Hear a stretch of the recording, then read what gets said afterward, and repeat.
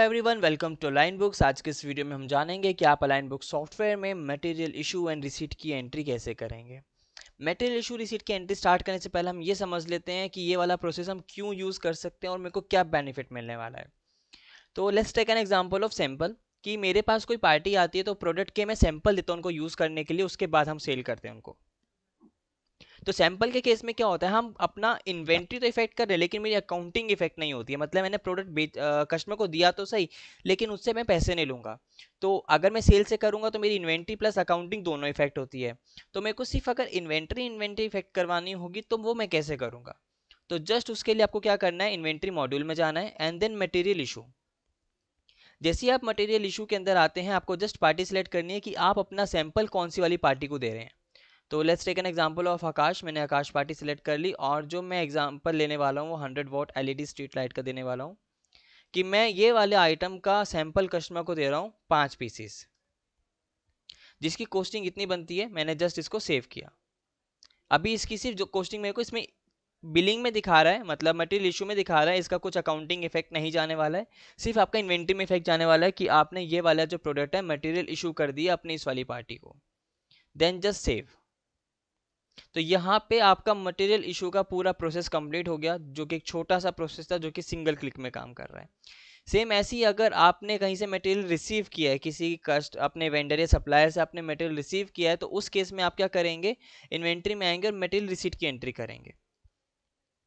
तो जस्ट आपको यहाँ पे अपना वेंडर या पार्टी का लेजर सेलेक्ट करना होगा। तो let's take example of Ram party है मेरी, जिनसे मेरे को मटेरियल रिसीव हो रहा है। तो जस्ट मेरे को यहाँ पे अपना प्रोडक्ट लेना होगा, जैसे कि मैंने ये वाला प्रोडक्ट ले लिया एंड देन ओके किया और मैंने यहाँ पे उसकी क्वांटिटी मेंशन कर दी। तो यहाँ पे इस तरीके से मैंने मटेरियल रिसीट की एंट्री कर दी है। जस्ट मेरे को सेव करना है।